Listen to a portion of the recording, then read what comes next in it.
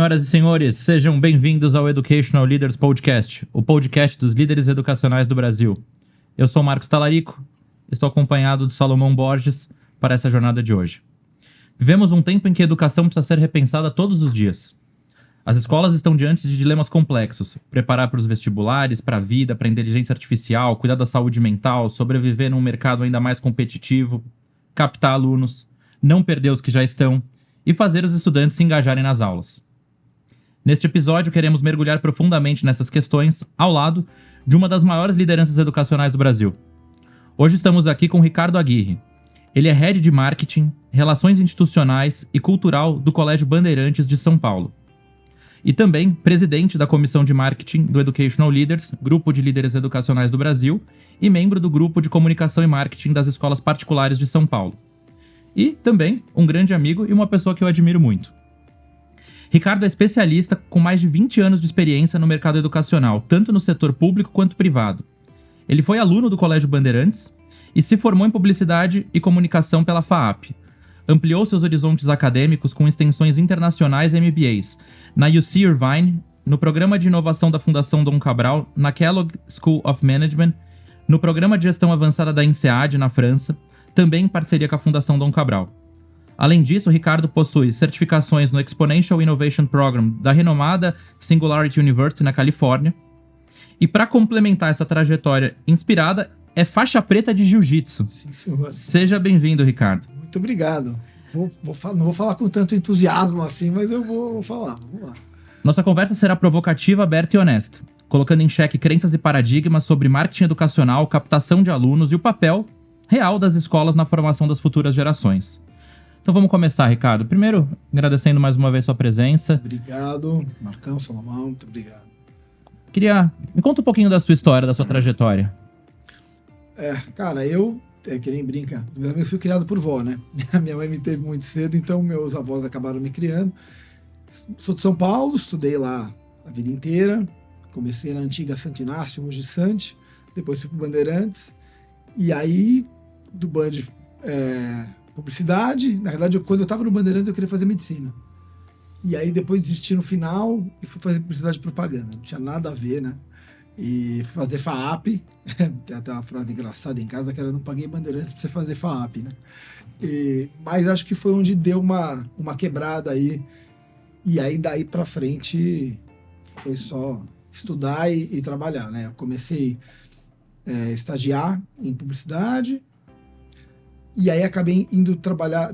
Tinha um professor do Bandeirantes, que é um cara incrível, que é o Hubert, que ele era secretário de da Educação. E aí eu acabei estagiando lá uma época na Secretaria de Educação e acabei ficando 8 anos trabalhando, me apaixonei pela educação. E aí fiquei na secretaria por 8 anos. E depois daí veio o convite do Hubert e do Mauro para trabalhar no Bandeirantes, na parte de comunicação, marketing e tal. E aí fui para lá, e aí de lá para cima começou a vida. E o Bandeirantes tem essa coisa, né, de estar sempre estudando, né? A gente tem um lema que a gente brinca: quem vive para ensinar nunca pode parar de aprender. E a formação continuada lá é um negócio incrível. Então essa foi uma ideia do Mauro, que criou isso há muito tempo atrás, e segue até hoje. Então, estamos lá, estamos no jogo aí. Muito obrigado. Maravilhoso. Bom dia Marcos, bom dia Ricardo. Ricardo, é um privilégio receber você aqui nos nossos estúdios, uma pessoa que entende profundamente o universo educacional, tanto pela perspectiva do marketing, quanto pela vivência nas escolas. Ricardo, nós sabemos que o Band hoje é uma das maiores escolas do Brasil, tanto em número de alunos, quanto em receita.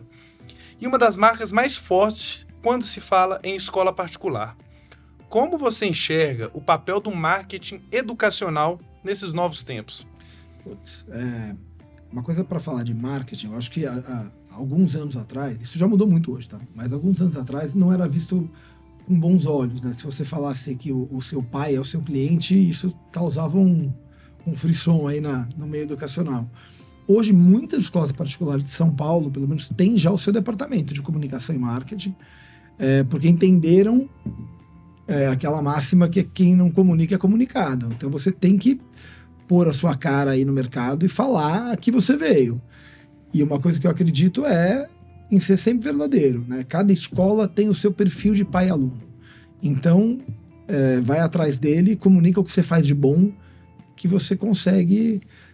lógico que tem alguns tipos de escola, por exemplo, que a gente não briga por preço, não briga por matrícula. É um pouco diferente, mas eu acho que de qualquer forma todos têm que comunicar o que fazem aí de um jeito bacana. Ricardo, qual que é as tendências que você vê hoje no marketing digital que são indispensáveis para as escolas de hoje? Putz, mudou muito, né? Se a gente pensar alguns anos atrás, você ia fazer comunicação, você já pensava em jornal, vai sair do Estadão, vai sair na Folha, né? Caderno Educação, acho que isso ainda vale, caderno Educação. Então, mas você tinha um limite aí de comunicar. Com o advento da tecnologia, hoje você tendo um Instagram bem feito, você consegue comunicar todo dia o que acontece na sua escola. Você pega uma escola aqui no Bandeirantes que tem coisa acontecendo que nem a gente sabe, de repente você está passando no pátio, você olhou, tem uma aula completamente... O pessoal de educação física está fazendo um treino de handball no pátio. Você fala, não era para eles estarem aqui, mas estão. E é um treino diferente. Então, assim, você tendo uma agilidade, você consegue estar mostrando o que acontece de bacana na sua escola em várias áreas todo dia. Então, essa agilidade dos meios digitais facilitou isso. E eu acho que tem uma sacada hoje que é o out of home, né? Que é você comunicar não mais em meios tradicionais. Então, você tem relógio de rua, você tem LMedia em prédio comercial e agora em prédio residencial. Então, você pode programar até para sair o anúncio da sua escola no horário que o pai está levando o filho para a escola, na hora que ele está voltando para casa, no elevador da casa dele. Então, e aí você seleciona bairros que te interessam. Então, hoje tem toda essa facilidade de estratégia para você falar de você, né? E agora um recado rápido dos nossos apoiadores. Se você faz parte dos brasileiros que querem transformar a educação do Brasil, você não pode ficar fora da Educa Week. As maiores lideranças do setor público e privado se encontram para propor soluções e discutir os desafios. De 8 a 11 de outubro, na Educa Week em São Paulo. Acesse educaweek.com.br.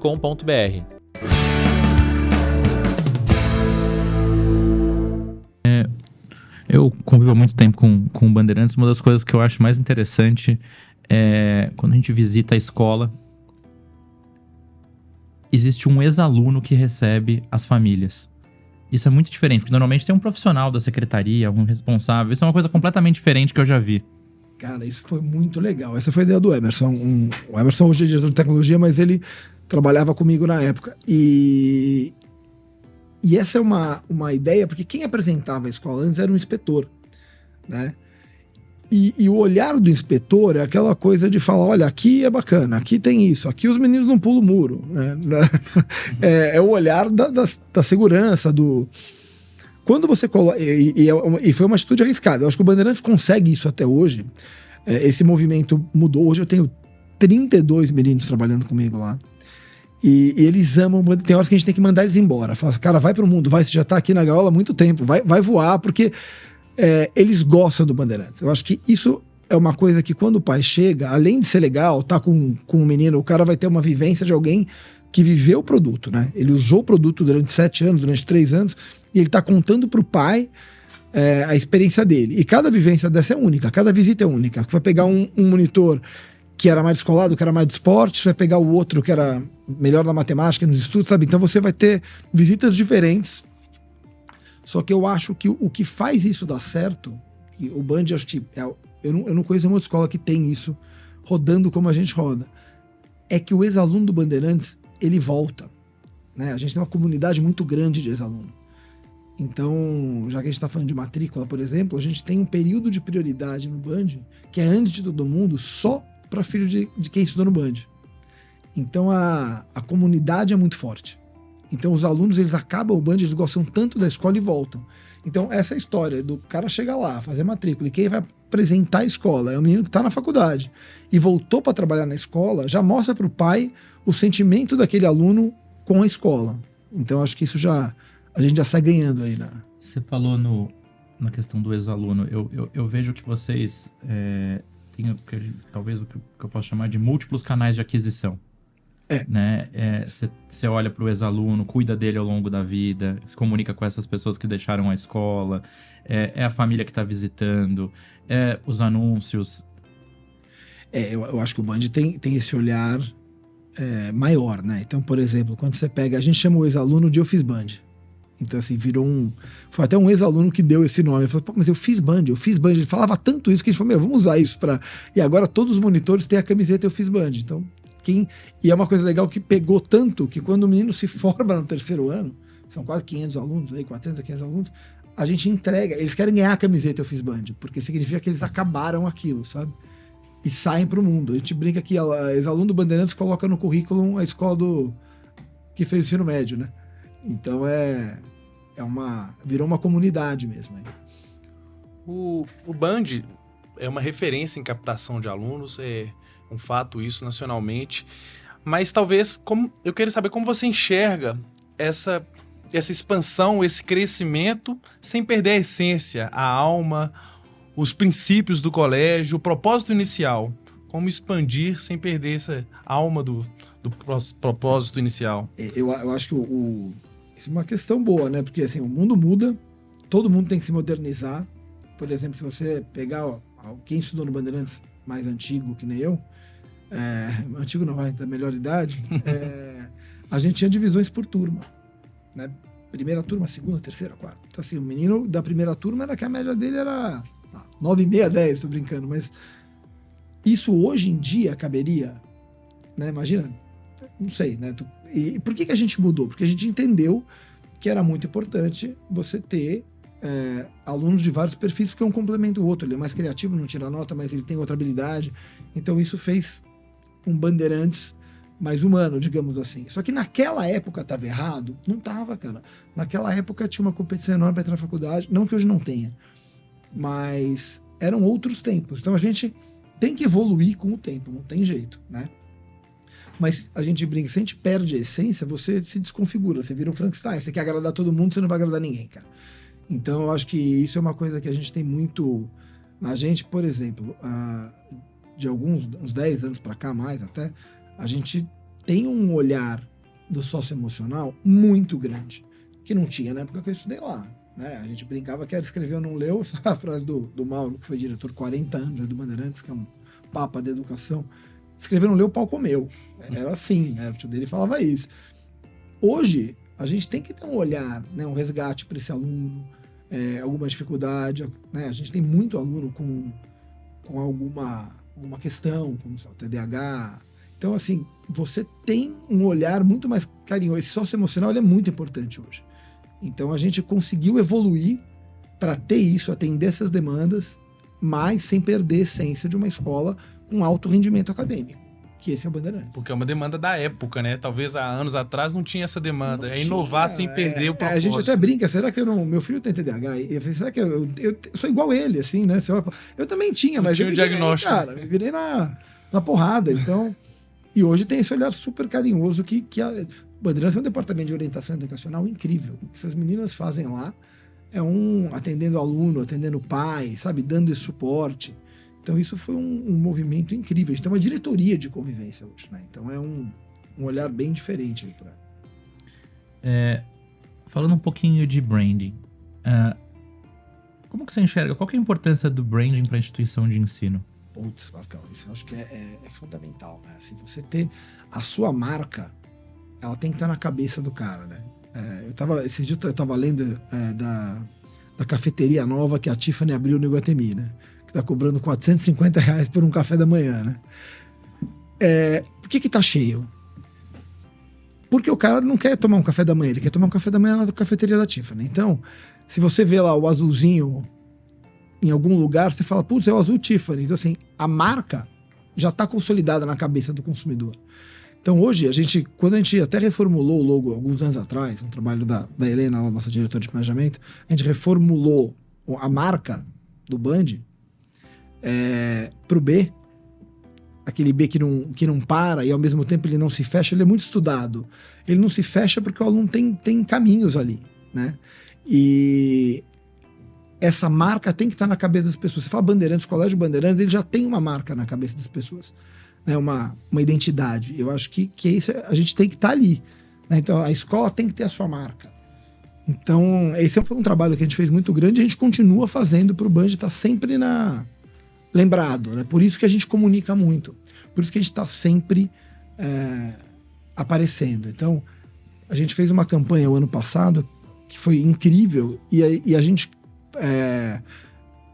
Bandeirantes é uma escola muito forte de línguas. Espanhol e inglês Bandeirantes é absurdo. E os meninos acabam no C2, né?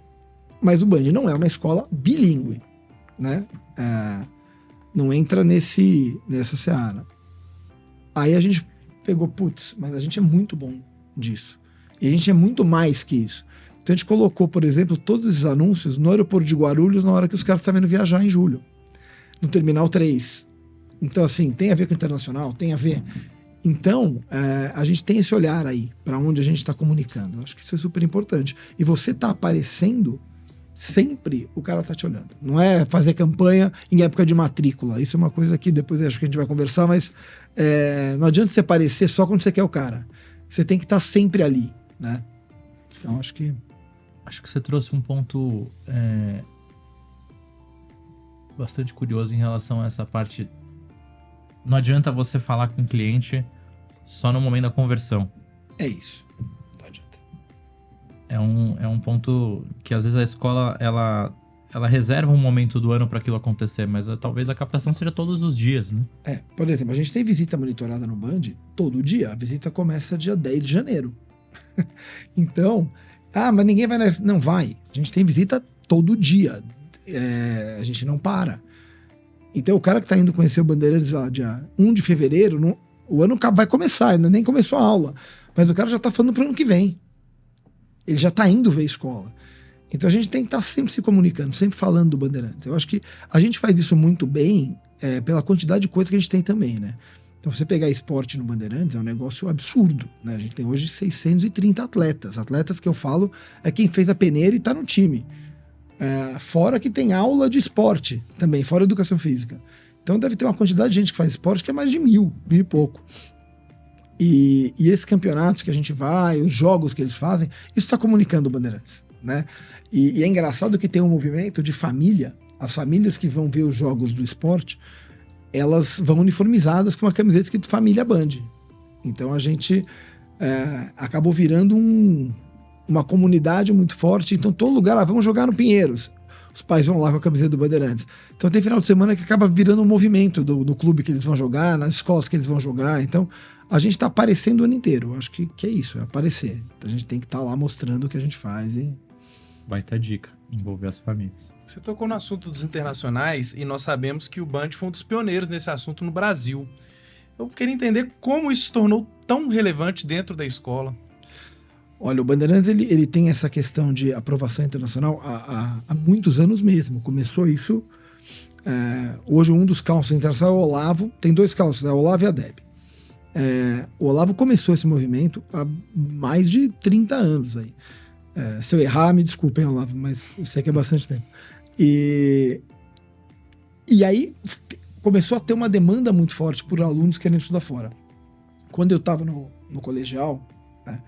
hoje ensino médio, você não tinha muita informação, ninguém falava assim, pô, você pode fazer faculdade fora. Isso era uma coisa, sei lá, pra gente muito rica, sabe? Era distante. Era muito distante. Hoje tá aí, né? O mundo se abriu, né? Então hoje a gente tem uma equipe, isso é muito legal de falar, né? É um projeto estratégico mesmo, né? Uma equipe de internacional que ajuda o aluno desde o primeiro ano, 9º ano, para entender que faculdade que ele vai e ajuda ele nesse processo de escolha da faculdade, de application, então, de tudo que ele precisa. E conversa com as famílias, até da realidade do aluno. Então tem todo um estudo e uma ajuda para isso. E a Débora e o Olavo fazem isso tão bacana até hoje, agora com inteligência artificial, que já calcula qual faculdade que é, onde ele vai. Então é um negócio incrível, é um trabalho muito bem feito. E, ao mesmo tempo, a gente tem este olhar para o Nacional, que é um departamento inteiro de futuro e carreira, que ajuda esse aluno durante o ensino médio, nesses 3 anos, a escolher a faculdade que ele quer. Se ele já souber a faculdade, se ele já sabe o destino, eu quero medicina, mas qual faculdade? É Pinheiros ou é Einstein? O que eu faço? Eles ajudam os alunos. Então você tem todo esse olhar aí, tem um preparo para esse menino, isso é muito legal. Mas voltando à internacional, realmente a gente tem um nível de aprovação internacional absurdo, né? Então isso é muito bacana. Acho que uma coisa curiosa, acompanhando o Band também, você comentou da Deb, por exemplo. A Deb é uma pessoa que, um abraço, né, se estiver nos ouvindo, ela atende os alunos ali do ponto de vista de auxiliá-los com essas admissões internacionais. Mas ela estudou fora, né? Ela consegue falar com propriedade, porque às vezes as escolas elas começam a entrar nessa seara, né? Então, a gente aprova em universidades na USP, mas não tem nenhum professor ali que se formou na USP. Elas vão falar em universidades internacionais, mas não tem a pessoa que está cuidando, não passou pelo processo, não inspira, né? Isso é verdade. Eu acho que isso é um ponto que você falou, né? O Olavo, que dividia esse trabalho com a Deb, ele ganhou o ano passado, né? Não é exatamente o prêmio, mas de melhor counselor. E aí até, ele saiu na Forbes, e depois, né? Então tem um olhar. E a Deb, ela fez todo esse processo mesmo. A Deb estudou, ela fez faculdade em Chicago e ela fez MBA em Wharton. Então, assim, ela tem uma experiência tanto profissional fora do mercado de educação muito grande e de aplicar. Ela passou pelo processo como aluna. Então, é isso que você falou. Ela consegue passar para ele o que ela viveu. Não tem, eu ouvi dizer, é assim que faz. Não, é isso, né? No começo a gente falou um pouco da captação de alunos, mas eu não queria deixar passar batido também a questão da retenção dos alunos, da fidelização. Qual a importância do marketing nesse quesito? Isso é muito legal você falar, né? Porque essa é uma dificuldade, acho que toda escola tem. A gente, vamos chamar de pós-venda, mas Sim. Porque você vendeu, o aluno entrou na escola, show. Ainda Só que aí, ele não depende mais de você, né? Ele vai ter lá, vamos pensar num Bandeirantes, que agora tem Fundi 1. São 5 anos de Fundi 1, mais 4 anos de Fundi 2, mais 3 anos de ensino médio. Depois que ele está lá dentro, ele estar ou não na escola, aí vai depender de uma série de fatores. Eu acho que no caso do Bandeirantes, começa pelo fator acadêmico. A gente não tem... Bandeirantes não perde aluno, né? O que acontece é que tem alguns alunos que se transferem do Bandeirantes. Isso até por uma questão acadêmica, é uma escola de alto desempenho acadêmico. Mas é pouco, né? Então, pra você ter uma ideia, a gente começa aí, a gente no ensino médio tem 12 salas de primeiro ano, 11 de segundo e 11 de terceiro. Então, essa saída, ela acontece muito no primeiro e não é grande, né? E aí depois a gente se mantém. Mas é um olhar que a gente tem que estar tendo sempre. Por exemplo, lá no Band, o que acontece? Se alguém pede transferência, tem um grupo de profissionais, eu sou um deles, que recebe isso. E aí a gente quer entender por que aquele aluno saiu. Ele preenche uma ficha, a gente olha, e dependendo do caso, a gente liga para o pai, para entender direito, né? Então, tem casos que você sabe por que ele saiu, tem indisciplina, ou questão acadêmica de baixo desempenho e tal, mas a gente entende. A gente não é que o aluno saiu do Bandeirantes, a família, a gente fala antes. Não é. A gente olha e entende o porquê do motivo de sair, até porque a gente tem que entender o que está acontecendo, né? Para onde que a gente vai, o que tem que melhorar. Tem um olhar muito, muito bacana disso aí. Isso é um ponto bom. Que eu não sei se toda escola tem esse olhar, né? Às vezes o aluno vai saindo e ela não sabe o que está acontecendo. E agora um recado rápido dos nossos apoiadores. Já pensou em dar vida aos livros escolares com viagens pedagógicas incríveis dentro do Brasil para cada série escolar? E internacionalizar sua escola com experiências nas melhores universidades do mundo? Seja no Brasil ou aprender no exterior, a SD Student Travel é a parceira ideal das escolas que querem levar a educação para um novo patamar. Siga nas redes sociais SD Student Travel.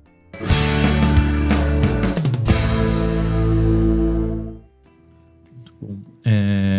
Indo para a parte, vamos dizer assim, mais institucional, o Band viveu momentos delicados nos últimos anos.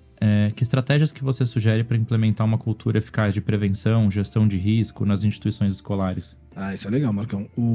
Eu acho que a gente tem agora um novo, a gente acabou de fazer, que é um protocolo de crise, né? Eu acho que o risco, ele vai acontecer sempre. Risco todo mundo tem, né? A partir do momento que o aluno sai de casa para ir para a escola e está lá dentro, risco sempre tem. Mas a gente tem que prevenir, eu acho que tem que melhorar os mecanismos e olhar o que acontece na escola.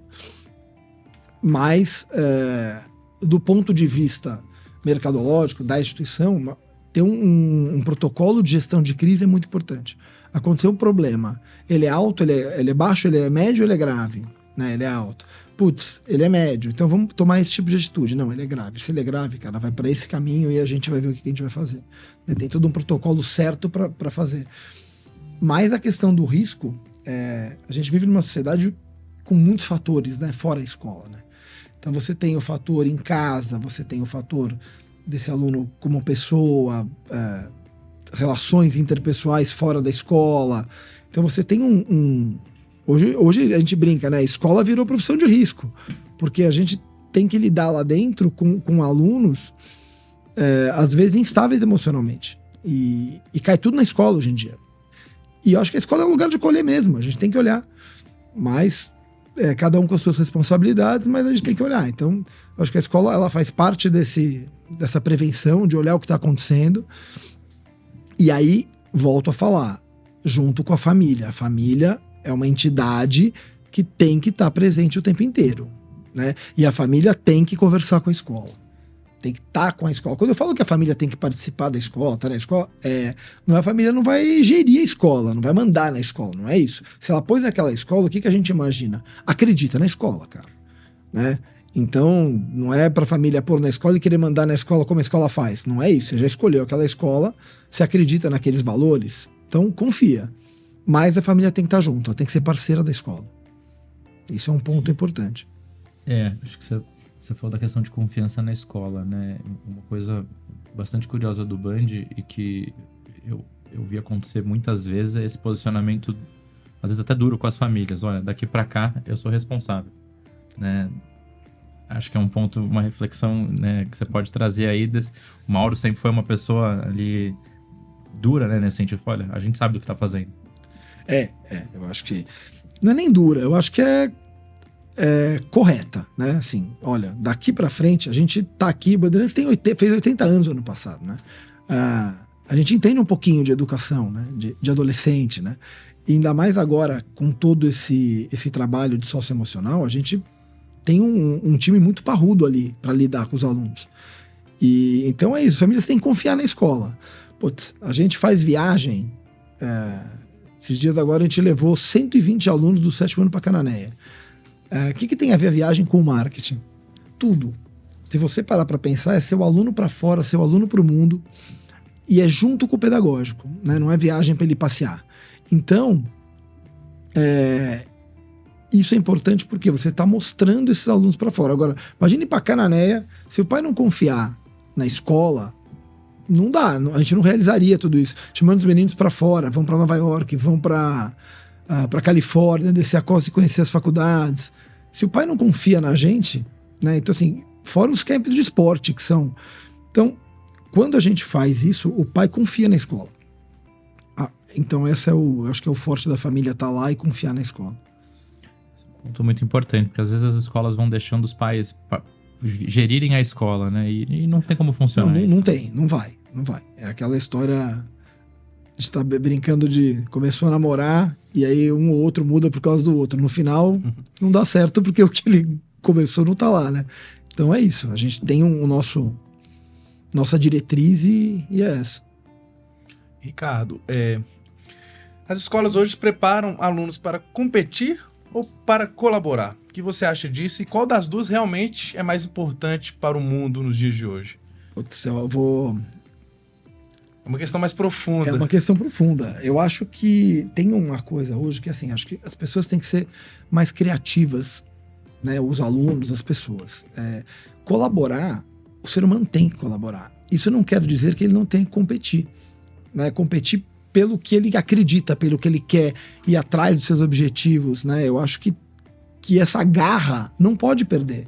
Porque, querendo ou não, tanto na escola quanto no mercado de trabalho, ele entrou na faculdade, ele tem que conquistar o objetivo dele. E você só conquista seu objetivo com garra, com esforço. A gente comentou no começo a história do jiu-jitsu, tem uma frase do jiu-jitsu que é o conforto no desconforto. né? Você tem que aprender a estar confortável no desconforto. Então na vida também. Nem sempre vai estar tudo são flores na sua vida, né? E se você não tiver garra para conseguir passar por aquele desafio e continuar, você não vai alcançar objetivo nenhum na vida. Só que você fazer isso sem colaborar com os outros, sem ajudar, vira aquele cara que quer o sucesso acima de tudo e não tem amigos, não é isso. Acho que você tem que colaborar, mas ter a garra para conseguir conquistar seus objetivos. Então, se a gente parar hoje, o Brasil ainda tem o trilho da universidade, né? Então você ainda tem a FUVEST. Até que ela mude completamente, você pega um Einstein em medicina, um exame para entrar em faculdade completamente diferente. A FUVEST ainda está lá, né? Então, no fundo, você tem X vagas, você tem que conseguir. Competindo. Com outras pessoas. Mas isso não significa que você não tem que colaborar com as pessoas, né? Então, acho que é um pouco isso. Trazendo um pouco as frustrações que a gente nota que cada vez estão mais presentes nos alunos, na sua opinião, por que tantos jovens hoje se sentem profundamente infelizes, mesmo estando nas melhores escolas, com as melhores condições e com todas as oportunidades do mundo, como se fosse uma bandeja? Isso é interessante, né? É uma seara que até não é muito a nossa, né? É mais socioemocional e tal. Mas na XSW agora, teve na abertura, a Kesley Kingsland, ela fala que você tem a habilidade social, é muito importante. Então você tem a saúde física, a saúde mental, que a gente já está falando que é super importante. Hoje a questão do wellness é super importante, né? Então, se manter ativo, treino, voltou essa onda de... só que a saúde social é muito importante. Então, ele ter amigos, ele ter mais coisas presenciais para compartilhar. Isso é uma coisa interessante do Bandeirantes, né? O Bandeirantes, dentro da escola, os alunos têm muitos amigos. A comunidade Bandeirantes, até quando você sai, a quantidade de... Meus amigos hoje, por exemplo, a maioria fizeram Bandeirantes comigo. Não são os da faculdade. Tem alguns, tal, mas aquele núcleo forte fez Bandeirantes. E o Band tem muito isso, esse social. Esse social é muito importante hoje em dia. Que aí faz com que também... o menino tenha mais opções para não ficar isolado e não... tem aluno isolado? Tem, gente. Tem aluno isolado em qualquer lugar, não é isso. Mas a gente tem essa coisa do social muito forte. E tem a coisa do esporte também, que é forte, né? Então, e já vai fazendo grupos. Mas eu acho que a escola, ela tem que olhar para todos esses lados, né? A escola... Tem uma frase interessante que ouviram da Estela, que é: a escola é um palco. E o aluno... ele tem que ser feliz, ele tem que ter o momento onde ele é bom de atuar, né? Então, eu adoro esporte, acho que o esporte ele fortalece as pessoas, ele ensina muita coisa. Mas e aquele aluno que não é bom de esporte? Aonde ele vai brilhar? Aonde ele vai né? Então, o Band tem isso, a gente tem teatro. Quem dá o teatro no Band é o Célia Helena, né? Então, o aluno tem espaços diferentes para brilhar. Putz, Olimpíadas Acadêmicas, Feira de Ciências, é um negócio incrível, Feira de Ciências, Festival STEAM. Então, assim, o aluno tem chance de brilhar em outros cenários. Tem o cara que brilha no esporte. Então, você tendo esses espaços para esse aluno brilhar e se desenvolver, você evita esse tipo de situação. Acho que a escola tem que ter esse olhar, né? De desenvolver a todos, assim. Acho que até uma coisa interessante, poucas escolas têm uma diretoria de convivência. Eu não conheço nenhuma. Isso é muito curioso, né? Se você puder falar um pouco sobre isso. Eu acho que porque essa questão do socioemocional, ela é muito importante hoje em dia. Sempre foi, né? Mas hoje em dia a gente tem um olhar melhor para isso. E você juntar isso, uma escola academicamente competir forte que no Bandeirantes, e que olha o indivíduo, faz toda a diferença. Ricardo, então é tudo perfeito. Não é. Lógico que não. Mas a gente tem um esforço e um trabalho muito sólido quanto a isso. Então, isso é um orgulho muito grande da escola. Na sua visão, que mudanças essenciais precisam ocorrer para que os alunos parem de se perguntar por que eu estou aprendendo isso, né? E passem a sentir que a escola realmente importa para a vida? Eu acho que ele vai responder essa pergunta quando ele sair de lá, tá? O que a gente tem hoje de monitor que volta, ex-aluno que volta, que está na faculdade, fala: cara, aquelas aulas de STEAM que vocês me davam, que não tinha prova, eu tinha que fazer o projeto, que não sei o quê. Agora na faculdade é só isso, cara. Tipo, obrigado. Eu acho que tem um período de maturidade aí do aluno de entender que isso vai ser útil para ele depois. Agora, eu estava conversando um pouco com o nosso diretor-geral, que é o Eduardo Tambor, e o Mauro foram para a Inglaterra, viu umas escolas, estava falando, putz, tem escola aqui na Inglaterra que eles só tem 4 disciplinas, vai no ensino médio deles, no último trimestre. 4 disciplinas, e aí o menino escolhe as 4 básicas, depois faz boxe, faz remo. Pô, isso é fantástico. Mas aqui no Brasil a gente ainda tem o trilho do vestibular, que o menino tem que entrar na faculdade, desse jeito brasileiro. Então também não dá para você abolir as disciplinas. É complicado, né? Mas eu acho que o aluno... sua pergunta me deu um estalo. Eu acho que tem algumas formas de você passar por esse processo mais leves.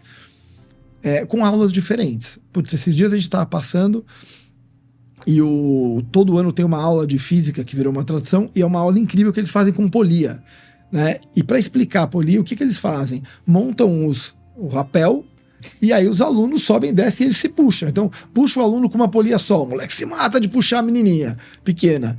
Aí põe 4 polias, vai lá o cara grandão, puxa em 1 minuto.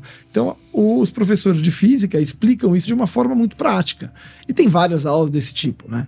Então, isso é uma forma mais leve de você dar aula. Eu acho que o professor ele tem que começar, e no Band tem muito isso, né? De dar a sua aula de outra forma. Onde o aluno não se distraia tanto, que isso também hoje é um pepino, né? O aluno se distrai com tudo.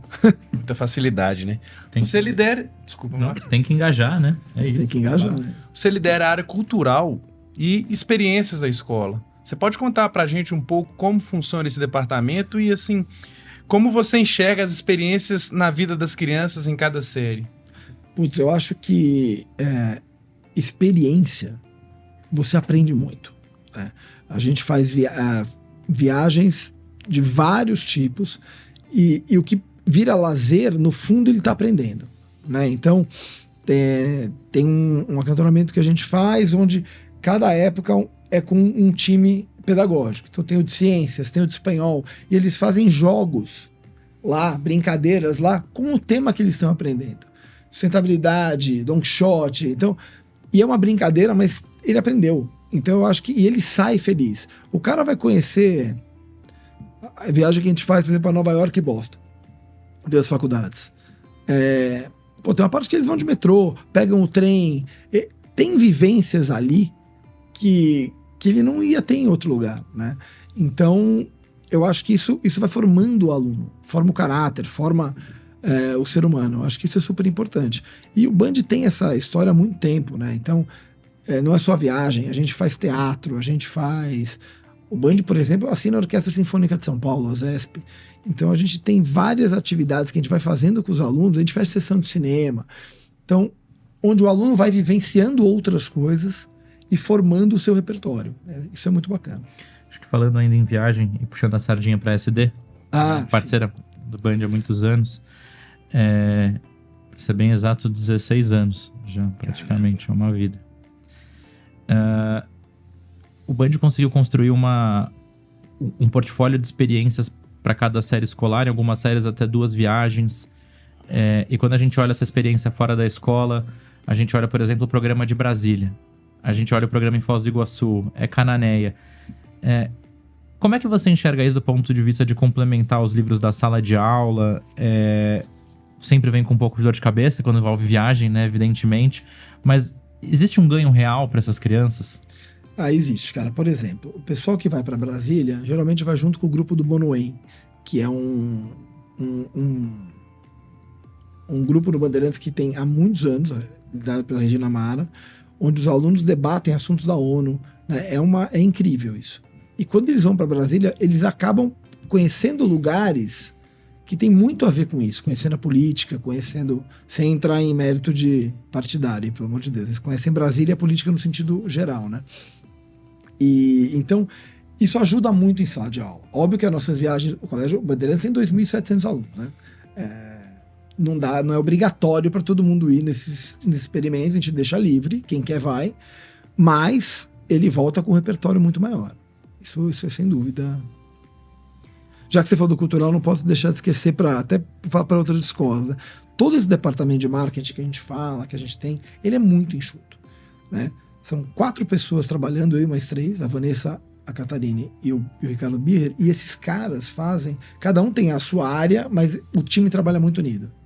Né? Então, eu acho que essa história do coletivo, do social dentro do departamento funciona muito bem, é um belo exemplo. Cada um tem a sua atuação, mas todo mundo sabe de tudo e se ajuda em tudo.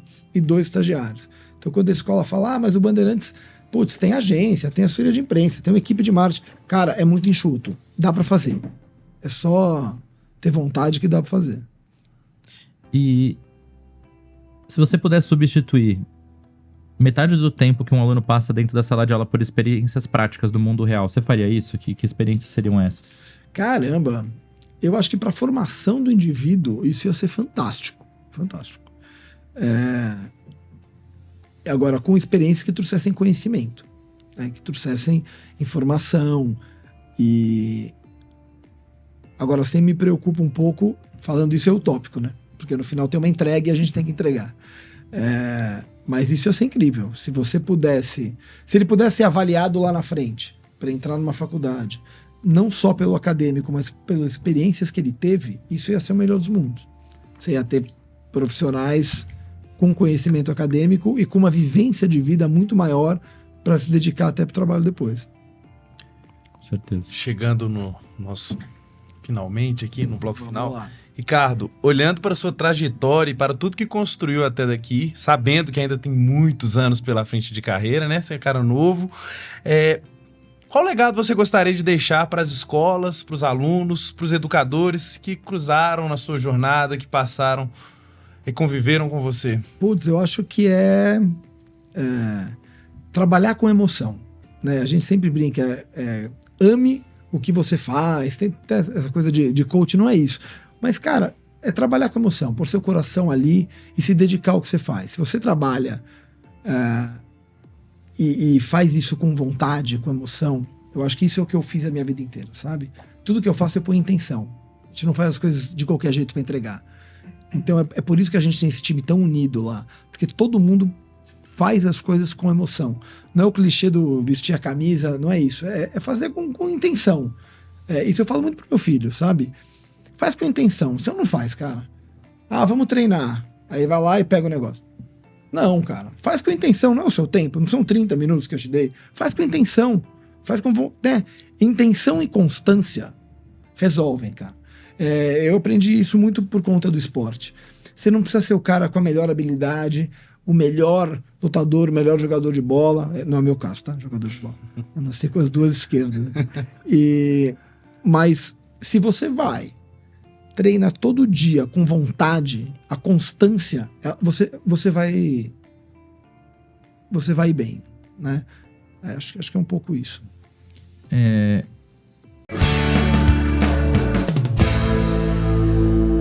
E agora um recado rápido dos nossos apoiadores. Já pensou em dar vida aos livros escolares com viagens pedagógicas incríveis dentro do Brasil para cada série escolar? E internacionalizar sua escola com experiências nas melhores universidades do mundo? Seja no Brasil ou aprender no exterior, a SD Student Travel é a parceira ideal das escolas que querem levar a educação para um novo patamar.